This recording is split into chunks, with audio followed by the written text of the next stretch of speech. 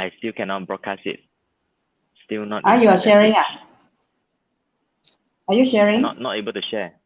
Yeah, not able Not to share able to because share. it's not. No, still not inside the T-Sync Academy page. No, Are we it's in inside health, wealth, happiness. We are already in health, wealth, this? happiness. Oh, another one. Yeah. All right. So, good afternoon, ladies and gentlemen. So, we all know the MCO for our current pandemic for Malaysia, at least, is being extended again all the way up to the 12th of May. So, I think everyone is very stressful about this condition. You see, when you don't have the sickness, okay, I mean, thank God if you don't have, of course, you will be stressful. If you have it, of course, you will be stressful. Then no money, also stressful. Those people with too much money also, they are stressful. Those with no work also stressful. Those with too much work also stressful. Yeah. So those who are not married, stressful. Those who are married also stressful. So you see, in every aspect, they are actually stressed on us now. And so the first questions that we want to answer today is, what is going to be the next wave for this COVID-19 pandemic? All right. So it depends on which aspect you are looking at it from. But of course, today, let us look at it from the medical point of view. And we know that the next wave, according to epidemiologists, okay, they've done research and they already found out that the next wave is going to be mental illness. Okay, and we can see it pretty clearly. It's quite obvious even now, because you can see how the government is also taking actions to basically to tackle this particular problem. You can see that there is actually some hotlines that are being shared, for people to actually call them for help and things like that. And we also know that they are the incidents of what they call the domestic violence are also going up. And as for me, as a practicing medical doctor, even though the business in the clinic, in the GP clinic, has already gone down by at least 50%. So a lot of people say, oh, our clinic business means good. Not really now, okay? Actually, the businesses in the clinics, the hospitals, I mean, at least on the private sector, it is also affected. The reason, of course, is simple. A lot of people are afraid to go to these places, hospitals and clinics, because the risk is high, okay? Even though I would say probably not as high as the government clinics and hospitals, but this is still where people are going and things like that. All right. So even in my clinical practice, I notice there are more and more people who come to the clinic now for mental illness. All right. So especially at this point of time, depression is still not so high yet. I think depression will probably come slightly later. But at this point of time, I think it is more of anxiety and also panic attacks. These two is really coming up when we're in the clinic. So just one example, last week, I think it was last Thursday. So my clinic is next to one of the fast food restaurants. So one of the staff inside came. So he came to us, and the friend who is the colleague, the colleague actually brought him to our clinic, because it's just next door. So he was like having shortness of breath, very bad shortness of breath.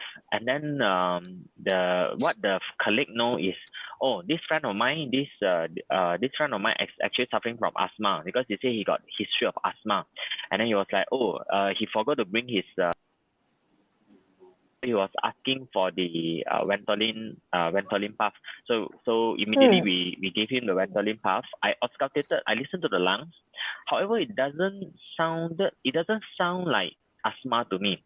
However, we have to understand, in asthma, there's also a type of asthma whereby the lung can be silent. Okay, because most of the time in an asthmatic case, the lungs are noisy.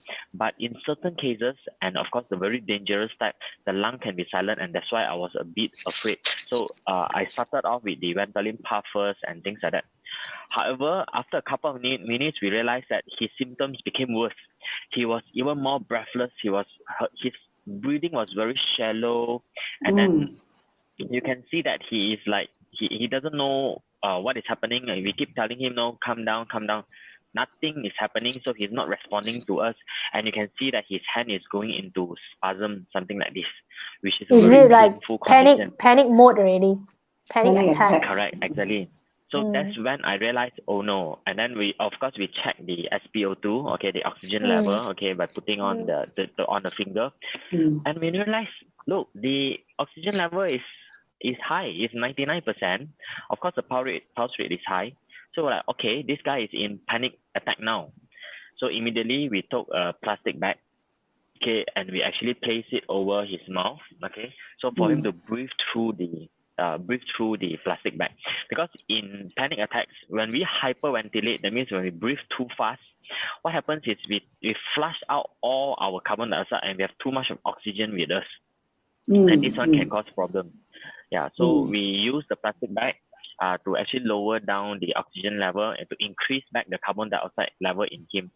And of course, thank God, after a couple of minutes, okay, he was getting better. And then later on, the girlfriend of this patient came to the clinic and told us, oh, my boyfriend has been, going to see a lot of doctors already, to emergency department and things like that, very regularly, okay, because he's always having this.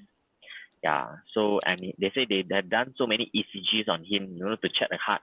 Because panic attack, as compared to heart attack, right, the symptoms are very similar to each other. It's like, it's very difficult for you to make out whether it's a heart attack or a panic attack. That's why a lot of these patients, they end up going to doctors after doctors, and then finally the doctors will say, oh, there's nothing wrong with your heart, then after some time, somebody will finally then diagnose, oh, I think you're actually having this anxiety and panic attacks. Yeah, so the next wave, sorry to say, is going to be this mental illness, and I think it's going to be very, very bad. Yeah. It's all related to stress, actually coming from stress. Yep. But of course, when we talk in terms of course, we will always want to talk about the root cause. Okay, I think by now you know that I'm very into root cause because of what happened to me 7 years ago. So yeah, the root cause, it actually starts from stress. So when we don't handle our stress properly, that's when our mind will start to break down. That's when all this mental illness will actually start coming, right? Yeah, and the longer this thing drags, the more cases we will see. And now is sorry to say, it's just the beginning. And just like the economic condition of not just our country but the world, is just the beginning now. We are not seeing the actual impact now yet. So since we are not seeing the actual impact yet, that means people are still not being laid off. Okay, a lot of people are still having their job. Thank God our government has given us some, some assistance to the SMEs and all those, paying the 1,002 ringgit, blah blah, and a lot of all these incentives coming up. So these are still so the companies are still hanging on even at this point of time. And when we think in terms of, let's say, loan repayment, there is this moratorium that is ongoing for 6 months. So all this, what we call the so-called financial crisis, bankruptcy and all this, is still not happening yet. So mental illness will be coming after all these things happen. Unemployment, bankruptcy, business collapsing, and things like that. So we will see that later. Like it or not, it is going to come. It's the only question. It is scary. It is scary to hear all these things. So, like, from medical perspective, or what can we actually do about it? We also understand the government actually set up some free counseling session as well, in centers, for people to go and approach. Yep, that's right. I think most of the counseling now, they are all done online.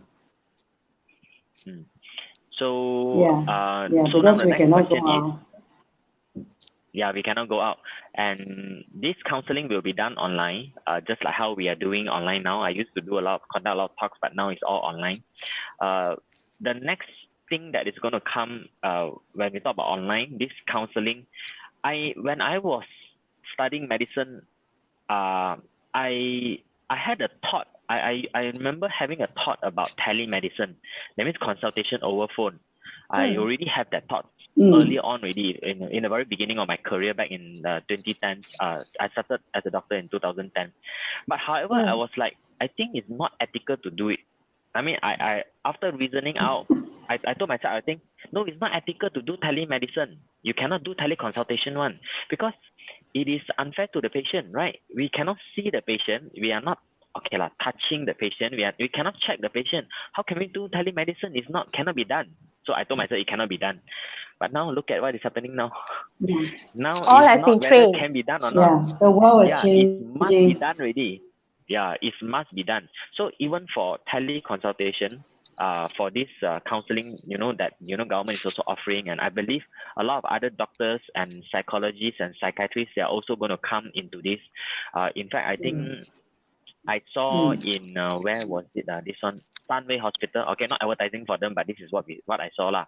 They actually advertise this. They say they are actually offering teleconsultation services where you actually speak to your doctor online, okay, over the phone or anything like that, and the doctors will prescribe medication to you, and the medication will be sent straight to your home, right, to your doorstep. Just like how we have Grab food and Grab all this. This is probably called Grab medicine. I don't know. Yeah.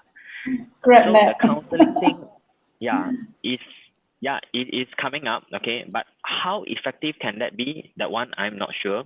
And of course, when it comes to fee, I don't think you have the luxury of choosing a particular counselor for you. Okay. So of course, if you want the same counselor, obviously I think you have to go to the private sector where it's the same counselor that is talking to you, so the counselor actually understand your history and can give you more constructive feedbacks and also advice, and of course follow up, okay, because this is not something you can doubt him over one phone call. It just doesn't work. You need a few sessions for them to actually help you. Yeah. So if you ask me, can mental illness be managed only by counseling? Okay. First of all, in order to answer this question, we do understand that we ourselves, okay, we actually have three aspects altogether. Three aspects. What are these three? Okay. Number one, of course, our body. All right. So our body, physical, is one aspect. All right. So this is one aspect. The second aspect is our soul, SOUL, which is more of our mind. Okay. Our thoughts and our thinking and things like that. That's the second part. And then the third part is actually the spiritual part.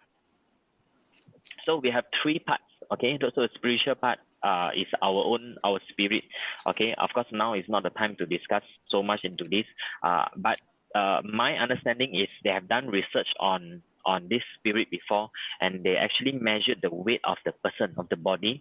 So the moment the person actually die, when they die, right, if they put them on a very accurate scale, they notice that actually certain amount of weight is actually being lifted up from the person.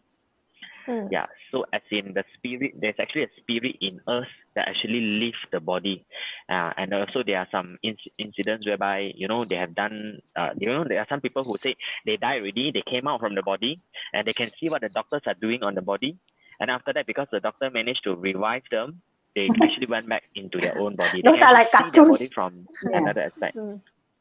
Yeah. So that's why we actually have three aspects. So if you ask me, can it be so only after death managed via experience, counseling? yeah. After death experience, correct. Yeah. So if you ask me whether can it be done via counseling only, I'm sorry to say, but the answer is no lah. It's not possible that if you are actually just doing counseling alone. So it's actually not enough. Right. There are people, especially when you're doing counseling, I also realize they will ask you like, you tell me your problem first. Normally, this is what the counselor will start off also, right? So it's like you have to understand your own. So I will actually, from education point of view, I think everyone need to take the responsibility of getting more information throughout yourself, do some research, what is really happening to me, undergoing certain all this. It's like self-finding. Then on top of that, then I think have to really approach to the right people, like specialized people, Yep.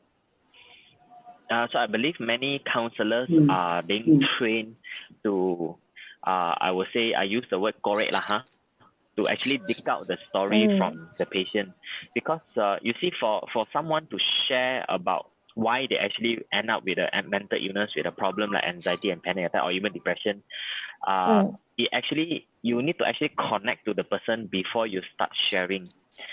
So if a patient is not able to share, sometimes Exactly. it's not really This the is patient's fault, counselor. but the counselor's responsibility.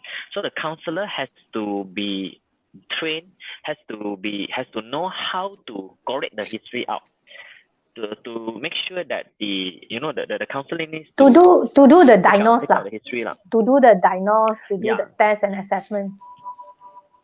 Yes, I would say yes, this is right. Yeah, so the counselor needs to know how to connect lah. He needs to actually There are a connect lot of techniques to the patient on a human level, interpersonal Yeah. level, so that the patient is willing to share.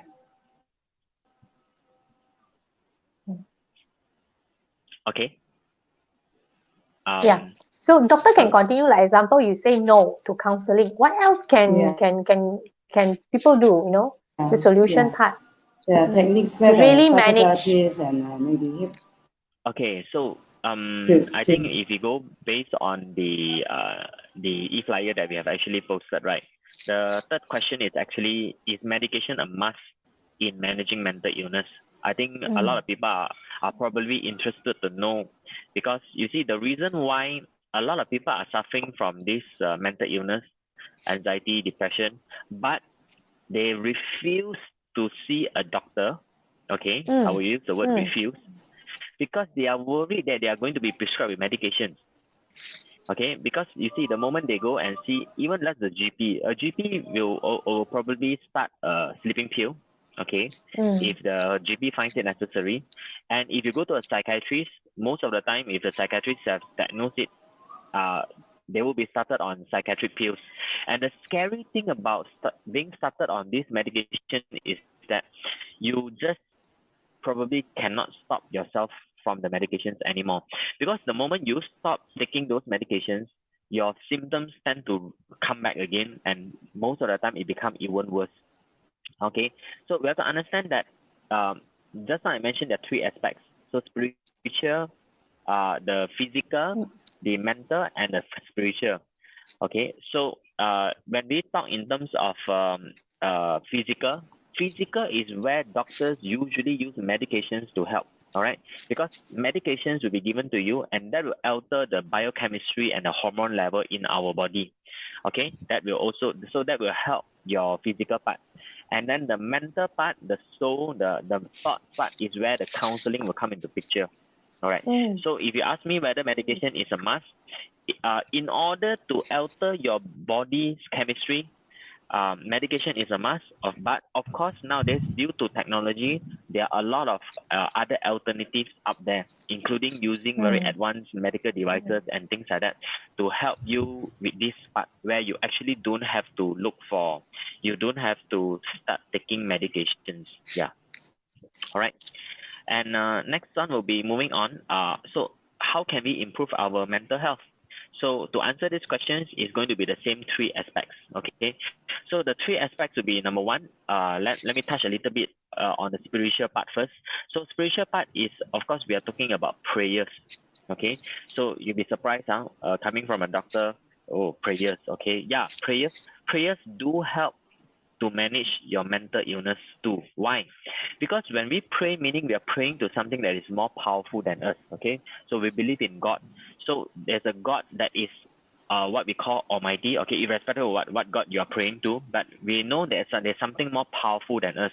And when we know there's something that is more powerful than us, that actually gives us a sense of peace. That something bigger is overlooking us, and I can actually put my hope to Him, and we can pray to Him and things like that. Okay, so this is the spiritual part. Okay, according to your own religion, that's one part. Then when we talk in terms of calm people down. Sorry, come again. The line is breaking. The calming side, calm them. Because I think in terms of doctors and prescription, all these things, when you touch about the mental, it's all talking about how to calm them down and get into the peaceful mind. Yes. So that's why you see, when it comes to religion, there's a lot of things like meditation, prayer, reading the Bible and the sutra, the Quran, and yes, correct. All these what we call the religious books lah. So this is one part, the spiritual part. And then next, move on to the second part, which is the physical part. So other than the medications that we mentioned just now, or the medical device that I mentioned just now, the next thing we need to do, physical means, of course, our body, it needs rest. All right. So I think we have probably heard of, we know that when we are over exhausted, we are too exhausted, okay, we won't be able to probably think well and things like that. Okay, so it's just like a phone. So we all use phone nowadays, and nowadays it's even more important. Okay, so can you imagine, let's say you are supposed to charge your phone, so you plug in the cable onto your phone, and the next morning when you wake up, you realize that you forgot to switch on the charger. How would you feel? No battery. No battery, stress, definitely stress. Stress coming, yeah. So phone also stress. What about us human beings? Even more stress. So when we don't rest enough, our stress level automatically goes up. Okay, that's why you notice a lot of people with anxiety and depression, they also suffer from what we call insomnia. Okay, so they can't insomnia, sleep well. difficulty in sleeping. Yes, correct. And so moody insomnia, also, right? Generally. They are generally very moody. They are generally very moody. And can turn aggressive or even even the temper, very temperamental. Bad temper and things like that. So when we talk in terms of insomnia, there are actually 3 types altogether. This is excluding sleep apnea. Sleep apnea is more of a physical problem. Something got to do with our soft palate and our throat and things like that. But when I talk about insomnia here, it's a different type. Okay, so there are 3 types altogether. The first type is those people have difficulty in falling asleep. Meaning they will lie down on their bed, half an hour, 15 minutes, 20 minutes, 25 minutes, half an hour, they still cannot fall asleep.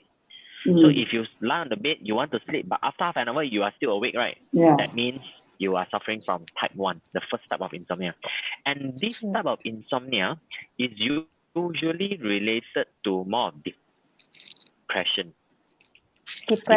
Okay, people who are depressed, they tend to suffer from this kind of insomnia. Because you see, people who are depressed, they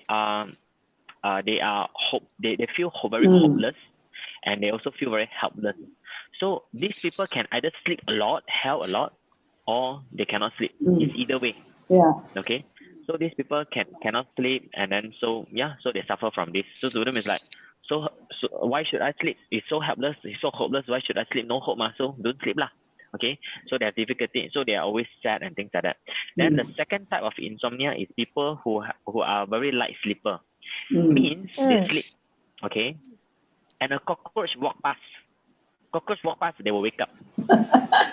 So this is what we call a light sleeper. So there's no quality to the sleep. They can sleep for like probably 7 hours, but it's still not enough for them. So these are called a light sleeper. And then the third one are people who tend to wake up too early. So example, let's say they're supposed to sleep until, let's say, 6 o'clock in the morning. Okay, let's not consider MCO. Let's consider a normal time. We sleep until 6 o'clock. We need to wake up, prepare ourselves, send our kids to school, go to work. Okay, but these people, they end up waking up at what time?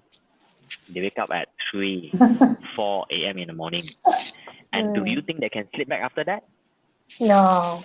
They will have difficulty in sleeping back. So after a long time. Correct. And then the spiral will start in 5 something.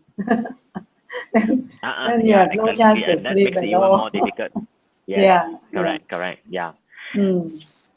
So you see, so the third one, where you have you early morning awakening, that means you wake up too early. This one is related to anxiety. This type of insomnia is related to anxiety. Why? Anxiety is more of like worrying about the future. You worry about future. Okay, so you're always thinking about the future. So meaning when you are sleeping, so because your mind is thinking about future, so the mind will tend to wake you up first. Oi, heisan lah. Oh, bangun. They wake up early. So it's like they are still functioning lah. They are still functioning and just doing the work like the brain. Exactly. So they wake up too early to start functioning again, to start worrying again and things like that. Yeah. So physical part, sleep of course is super important. Then the next part about physical part is of course the food that we eat. Okay.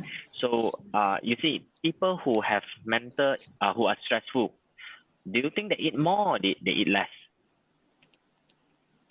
They eat People who more. are stressful, do they eat more or yes, They exactly. normally They eat more. more. Because when we are stressful, our hormone, the cortisol hormone tend to be more, and this one actually make us hungry, and of course we tend to eat more lah. Yeah. So that's why now this MCO period, a lot of people say what, oh sailor, I'm going to put on more weight and things like that. Yeah, this is what we are hearing, you know. Then they don't realize right?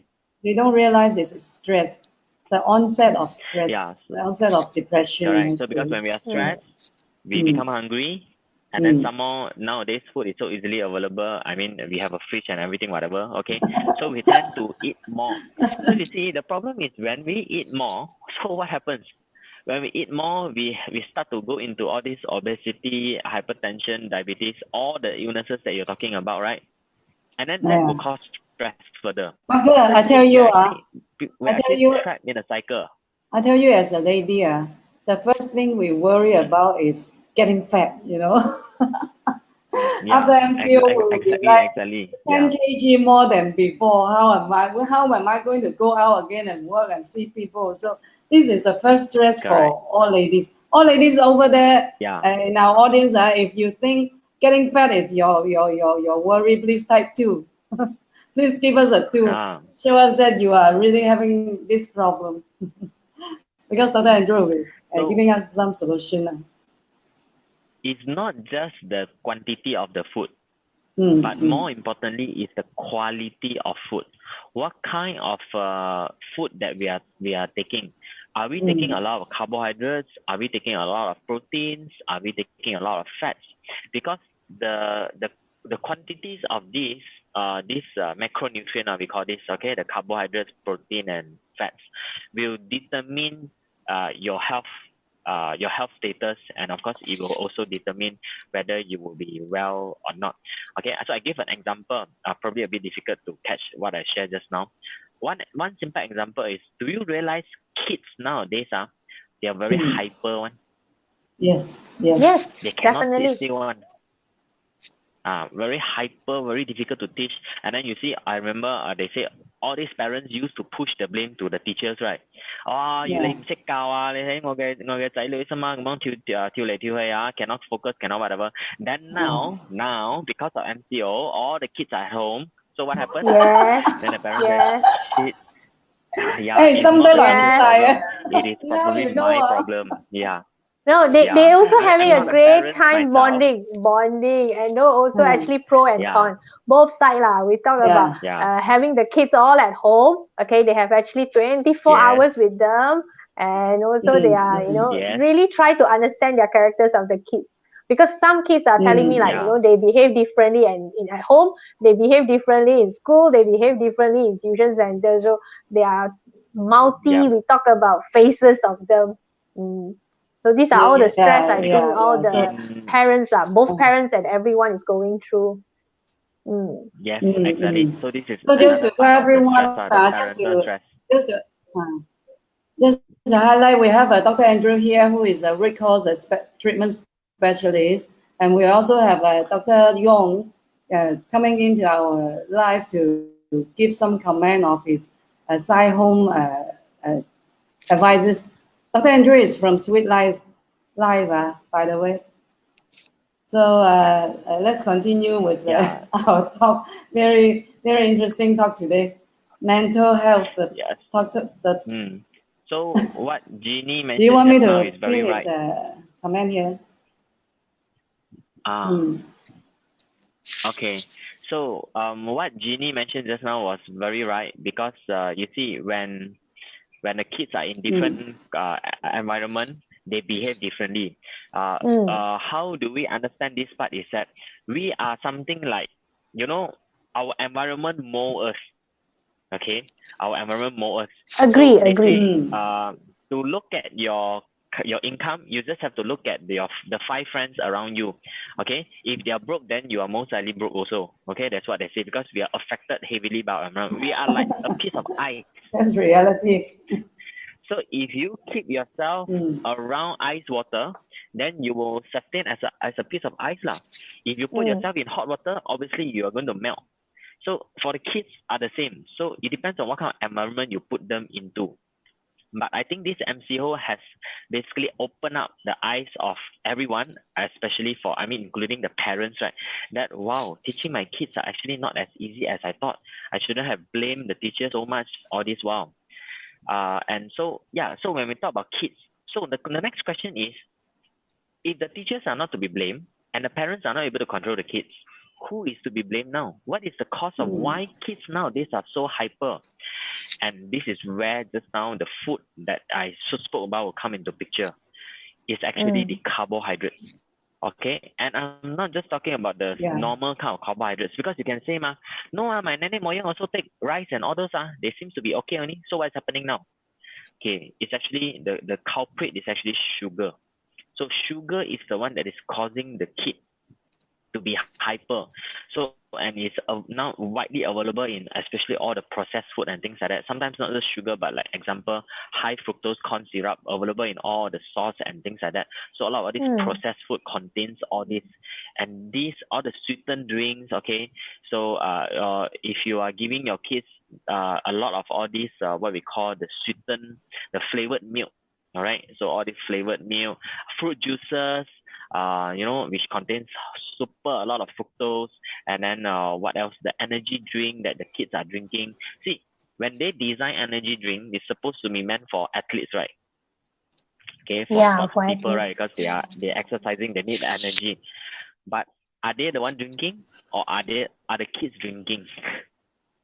Okay, so I think we have to answer lah. So for the kids, I think it's the right proportion size lah, if they really need in terms of the sugar. Because when we read about mental health, actually one of the kids is under ADHD. These are also hyperactive kids, right, doctor? Yeah. Yes. So this is actually also another part that you mentioned about the sugar level that parents need to come into control. Yeah. So it's actually depends on the proportional size, I would say. Yep. So the diet has to be looked into. So apart from this children problem, ADHD, ADHD, hyperactive, we also have to take care of our old people, the seniors at home. Yes, they may develop a dementia or even Yes. This is a very good point. Which, if you have not experienced this or if you have not seen these cases, So having a dementia patient at home is really disastrous for everyone. Yes, because it's like they say, it's like taking care of a small little kid. Because patients with dementia, they will probably have difficulty in taking care of themselves.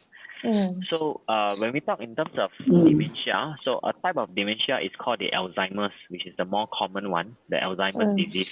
We have probably all heard of type 1 diabetes, right? Yes. So the type 1 diabetes is the one, usually the younger generation will get it, the younger kids. And then the moment they are diagnosed, they have to be on insulin injection. So that's type 1. And then the other one is type 2. The type 2 diabetes is of course the super common one. More than 90% of the cases you see out there, they are all type 2. However, do you know that there's actually a type 3 diabetes also? No. Have you heard of type 3 diabetes? Do you know what is type 3 diabetes? Okay, by the way, before we go into the type 3, there is also diabetes in pregnancy and things like that. Okay, so any ladies who have diabetes during their pregnancy, the risk of them developing diabetes later on is super high. It's easily higher than 50%. They will actually get it after a couple of years. So what is type 3 diabetes? Type 3 diabetes is actually Alzheimer's disease. This is one of the new findings now. So meaning to say, they realize the carbohydrates intake okay, and of course more towards the sugar side, is actually going to cause Alzheimer's. While we are On the enjoying elderly our side at the dessert, later our stage ice lah. cream, at the later stage, okay. So so they are now saying that this Alzheimer's could be type 3 diabetes. Yeah. Yeah, So you see, the effect, so this the effect carbohydrate is is far really reaching. giving us more and more problems. Mm, Yep. mm. Correct. Yeah. So it follow you for life we if talk you in don't terms deal of with your if you don't deal with your diet now, this problem are going to follow you for life, right? yes, exactly. Yeah. So just now I spoke on the sleep, and then after that I spoke on the diet. Then obviously for physical part, the next one will be exercise lah. So exercising is a way of actually managing your mental health too. And of course, I'm not asking you to go out and jog, not asking you to go and walk the dog or going a cycle or whatever. I'm so shocked to still see people cycling and jogging around my neighborhood here. Sometimes I just feel like smacking them down, and I really don't know what is going on in their mind. They are just so selfish. I mean, to put it simply, it's just so selfish.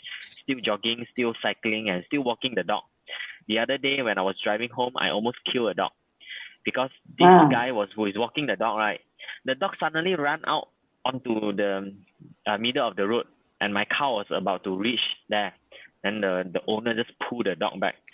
So, but I was just so disappointed lah. Okay, so anyway, when I talk in terms of exercise, so we are talking about exercise at home.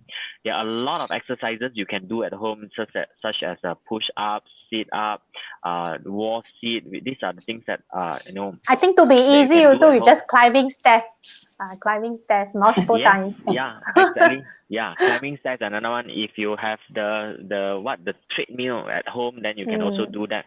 You can easily find this on the internet. One of my favorite software is 7-minute workout. Okay, you can go to your app store, Play Store to download. It's free of charge. Yeah, so there it's are a called lot. 7-minute workout. I personally like that one, and I usually introduce this during my corporate training. I introduce this to my corporate clients, so you can easily download this one and follow. Okay, so it's very simple. So for physical, it will be more of this, of course, excluding the medication part, and of course also the medical device. Then spiritual part, I already mentioned just now about prayers. So the last part will be the mental part. So the mental part is where we learn how to tackle stress. So we learn how to tackle stress. To understand this one, today I think because of time, this is the part where there's actually a lot of tips. But of course, I will probably only share one due to time constraint. But to share this one, I will have to share my own personal story, which I think Rosa and Ginny already heard of it maybe 1,000 times. But I still have to share because without the story, I cannot share the tips. Okay. Yeah, there are tips times. coming, due to the time. Whoever that are interested really can do the private messaging first. Then actually we can have more session. As arranging also, the last week we actually have another Zoom private session, going on. So these are all we the can tips always can be have going on. We can always have another session next week if people are interested. If you have more people, and whoever want us to do it again on the same topic next week, you can just type 3. Just give us a 3, and then we consider doing the same topic with Dr. Andrew next week. Right. So everybody, I just want to add because in our daily diet, maybe we can consider putting in something which was beneficial to our brain, like ginkgo, which is very famous for helping our mental health, and maybe like some berries and citric fruits. You see, and something very, very simple in our local diet is turmeric. Turmeric is very, very good in a lot of things, like in boosting our immune and helping our brain. All these things are which we can easily. Well, we got to eat, right? So we just add more of this into our diet, so we can protect our brain and protect our body also. So, Dr. Andrew, do you have anything else which you want to add before we end, because we're running out of time, really? Yeah, today we had a great session. I mean, especially this is a big topic when talk about mental health and mental illness. Yeah. Okay. Do I have time to share the mental part if or is there any questions that I can answer? So it's either I answer the questions or I share the one tips on how to handle because I already shared the spiritual part. I've shared the physical part. Of course, we cannot go in depth. And then of course the mental part. So the mental part is either I spend about 10 minutes to share about what is one good tip to handle the problem, to handle the stress, or if there's any questions from Facebook, I can actually answer. No, please share. Please share. I think it's more valuable for you to share. To hear your sharing. All right. Okay, so this one is about how to face trouble. So I think from the very beginning, I already mentioned that we are all facing trouble now. Okay, no money, too much money, no work, too much work, no time, too much time, and okay lah, all these are trouble lah, right? So we are facing trouble now. So a lot of people actually ask me, doctor, why are you doing what you're doing now? You are a little different compared to other doctors out there.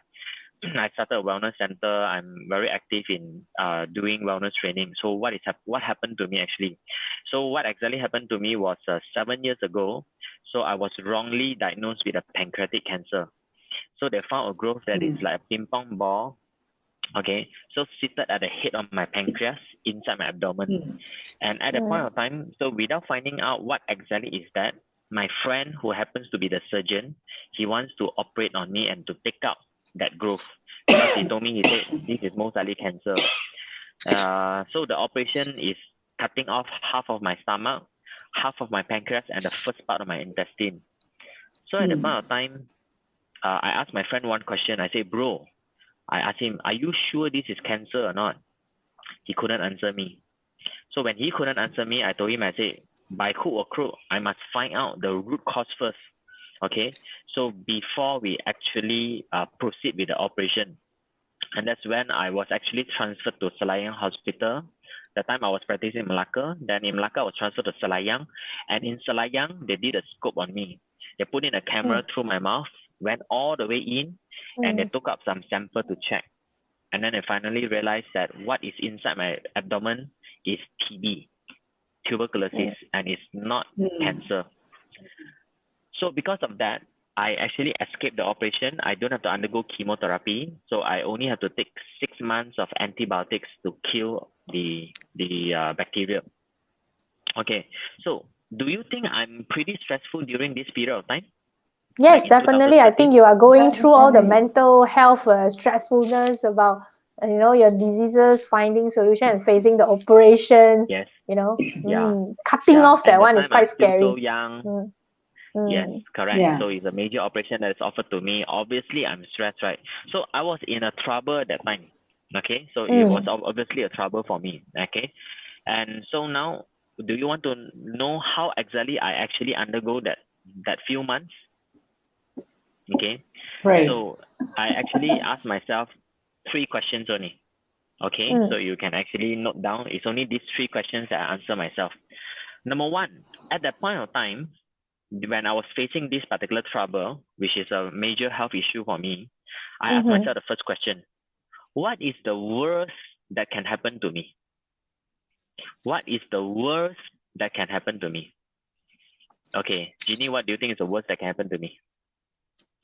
Having that operation cut through, losing your, stomach, pancreas. Is the stress? The worst? Dying. Yes, actually, it's dying. Yeah, because the pancreatic cancer survival rate is only about 2%, very low. I mean, at the point of time, now it's getting better because of technology.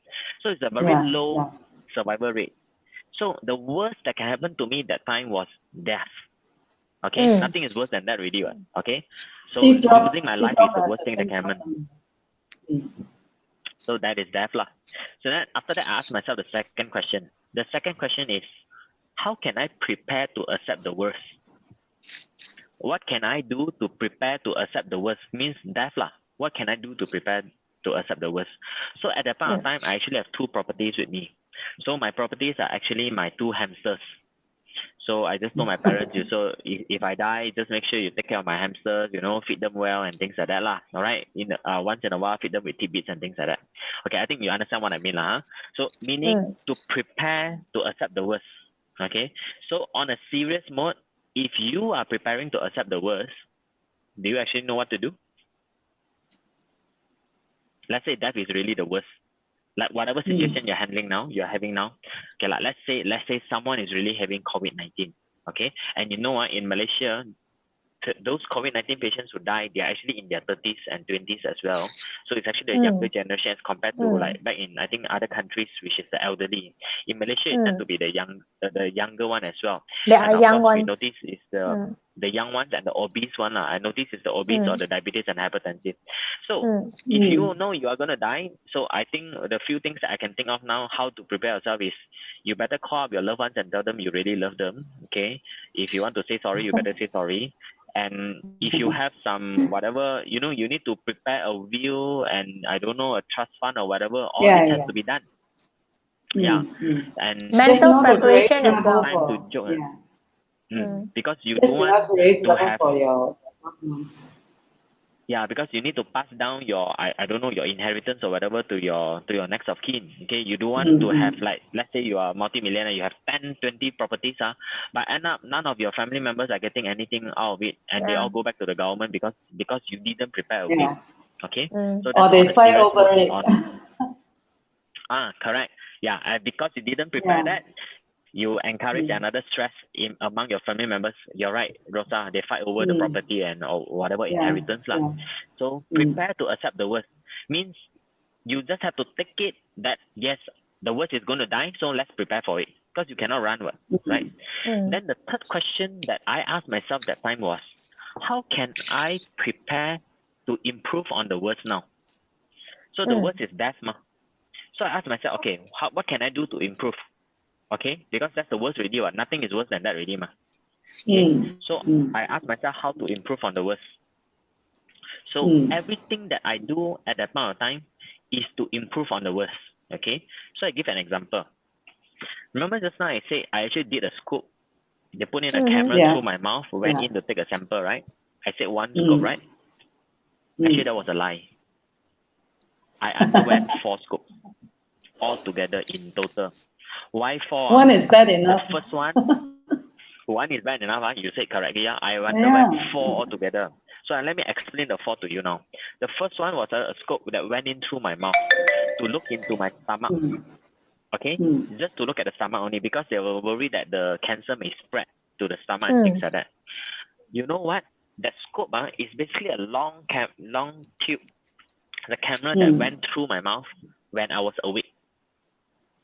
Okay, so can you imagine just a simple act. If you try to put your finger, you push it through your throat, what is going to happen to you? You almost get choked. Yeah. You get choked, right? Yeah. Medical term, we call it the gag reflex. You feel like vomiting, right? Can you imagine that freaking long tube going through my mouth, went all the way in, and I was awake throughout the whole process. That 10 minutes process felt like 10 years to me. Because that was the first time I underwent the scope myself as a doctor. Because I used to order this for patients, for them to undergo the scope. I never know that it was so, such a suffering process until that day. Second scope went through my backside. It sounds like when we have contraction during pregnancy, when we are about to deliver, the contraction moment is like it's going on forever. When is it going to end? Exactly. Correct. What Dr. Andrew was feeling at that time when the scoop going. Yeah. Okay, continue with your third scoop. So the second scope was a scope that went through my backside. It's called a colonoscope. Okay, that one is quite nice not nice, but then because I was put to sleep, so I don't have any, I don't feel anything and nothing. But the scope went from my backside to look at my colon. Then the third scope was done in Selayang. So that was the scope where they put in the camera and they wanted to take out the sample. But that time, the GPS still not very canggih, no ways and all those. So you know what happened? The doctor who did the scope for me went inside, lost his way. So he lost his way, that means he cannot take out any sample from me lah. And he came out. And he just apologized to me. Andrew, I'm so sorry, man. I didn't take out any sample from you. I'm so sorry. I feel like smacking the fellow, that time. So that's how you need the fourth scope coming in. Yes, that's why I need the fourth scope. So I told him, I said, you go and get me a senior doctor to do it for me. So you are just unlucky, doctor. Delayed. Yeah, so it was delayed for another 1 to 2 weeks because you need to get another doctor to come. So it was delayed further. So thank God the fourth scope was a success and I found the result. So you think about this processor that I underwent, and not forgetting that I also underwent ultrasound, CT scan, and MRI, all this. Do you think it's quite painful to me? It is. It is. But because it's like what we say, but because during the process, I you already really accept the worst, Correct. I already accept death already, what? So nothing is more worse, what? So all this can be done now, no problem. Because so it actually comes in for your third question to improve. You get for a second opinion. Yeah. So my focus became what, I was not focusing on the so-called pancreatic cancer anymore. The pancreas. I was focusing on solution already. Or say what to do next. What to do next. Or say this fellow, this stupid doctor didn't do it nicely for me. I need the next. I need the next one. Yeah, I know it's suffering, but I still need the next one. The CT scan, everything is painful when the contract go in, but it's okay because I already know. So So all this is considered a bonus for me already. The very fact that I'm still alive today, that I'm able to help my patients, as a root cause treatment specialist, helping patients to reverse diabetes, to do stress management, is a bonus because I'm alive today. Yes. Very thankful for that. See, I'm very thankful, and it's always a heart of gratitude. I thank God that I'm still alive, because otherwise I would have died. If 7 years ago, if I didn't die because of the cancer, I probably died because of the operation also. So so the focus is on solution, how to improve on the worst, So these 3 questions literally saved my life. Yes, it's actually very powerful to share from Dr. Andrew these 3 questions. I think really it will help those that, let's say, you are going through certain mental health. These 3 questions, I think you really need to take note down and understand it. Yeah. So as we always say, we ask people to stay home. Many people think, well, I am trapped at home now. I might as well go out and and do something. I don't care. But when you think about going out is a possibility of death, while you stay home, you can still do many things that you want. So you just weigh the 2 options lah. So as Dr. Andrew say, anything is better than death. So if you don't go out, you can escape that possibility, which is very worth it, isn't it? Yep. Yes. So when we put these 3 questions into our current perspective, I understand a lot of people are stressed about their jobs. Okay. So we know in Malaysia, probably a few million people might lose their job.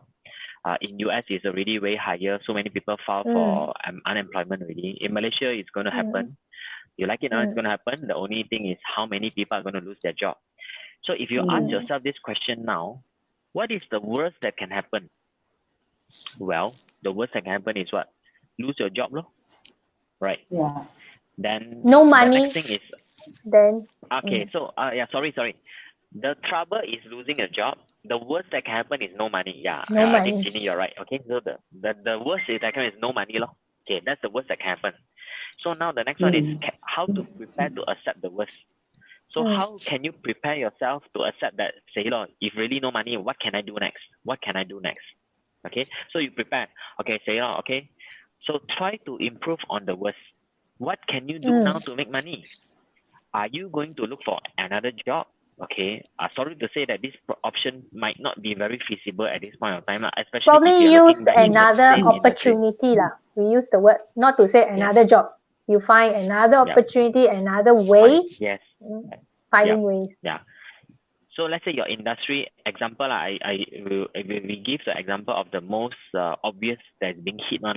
Let's say you're in the tourism industry. Okay, this one confirm one tourism industry. Let's say you're in the tourism industry and you know you're being hit.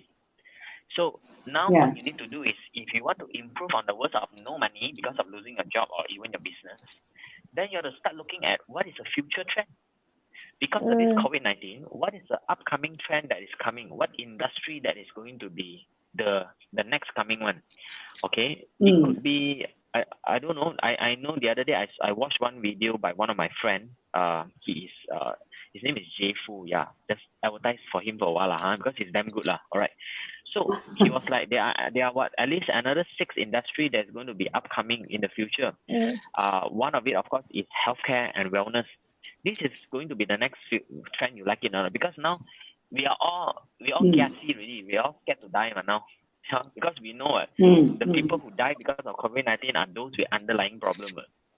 So, but nowadays also people are more educated. I would say they are more educated, so they are more health conscious. So they are more aware, unlike the older generation. Yes, yeah. So the wellness industry is something that's going to be upcoming. That's one. And then, of course, the other thing will be all these online shoppings and things like that. This is the other upcoming thing. And it has been a big trend over the years now from China. Taobao when it started off. Increasing. Yeah, correct. So we have Amazon, Taobao, and all this in Malaysia. We have Lazada and all this. So these are the industry that you probably want to look at, like what Ginny said correctly. Opportunity. Where is the next type of the new opportunity? And you probably want to get yourself into that. And there are probably some skill sets that you want to basically groom yourself with. Because some people got too much time now. Okay, so it's a good time for you to groom yourself. Example of myself. I've been doing so much of training, offline training with crowds up to 600-700 people. So I do training like that. But now I have to switch my skills. I have to learn another new skill set of speaking in front of the camera. So example, until now, if you notice, I'm still trying to figure out my finger, right? Turn here, how come not inside the screen one? Left and right, right? Not so clear, I got some books behind me. So you see, I'm also still trying to learn. So all these things, right? You can only learn it by yourself. Nobody can teach you because you have to. I think the skills. The skills that doctor mentioned, like example, old people, right? They don't know how to use the phone. Example, then how to kill their time or use their time. They learn how to use like iPad to play games. To even learn about Facebook. So around this time, I think it's growing the skill, especially like a lot of people were saying that I'm not very good at my English. I can't be, talking. So you groom up your, you can sign up probably a short English course, that can help yourself. Even you talk about public speaking, okay, you learn through by practicing. These are all the things that we are learning also. Technology that's skill what as we well. mean, capitalize this period of time to equip yourself and prepare for what is coming. So talking about these new things, Dr. Andrew, I just want to mention this. We are promoting this gig economy, which means no matter what industry you are in, no matter what skill set you have already got and you don't know, and gig economy is something that is coming. It's already there actually, but we need it very urgently now because a lot of people are losing their job. So like somebody can work with Dr. Andrew in promoting his whatever program or machine or whatever things that he is carrying or promoting his consultation. So this is one way that we can do to make a living instead of sitting there and wait for your next employment, which might never come at all or might never come in the next year or so. So please stay tuned. We have this gig economy program coming up very soon, going to be launched in May. So we hope Dr. Andrew also will look into our program, which is very interesting. We can put many things inside. Okay, time is running out, so we'll see everyone probably on coming soon. So really thank you very much, Dr. Andrew and Ginny And thanks everybody online. And we have a very good session today. So okay.